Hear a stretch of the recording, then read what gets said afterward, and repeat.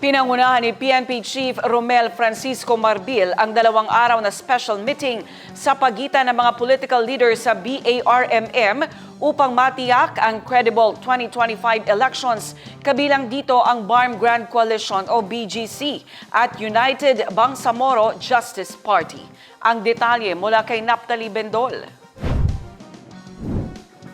Upang itaguyod ang integridad para sa 2025 midterm elections, pinangunahan ni PNP Chief Romel Francisco Marbil ang 2 araw na special meeting sa pagitan ng mga police leaders sa BARM, 24 hanggang 25 ng Pebrero sa Camp Brigadier General sa Lipada kay Pendatun, Parang Maguindanao del Norte.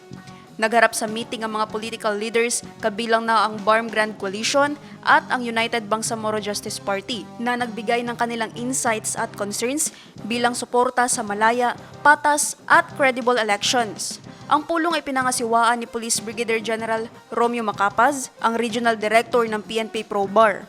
Nagresulta ng mahalagang kasunduan at estratehiya na may layunin na matiyak ang isang secure at transparent electoral process.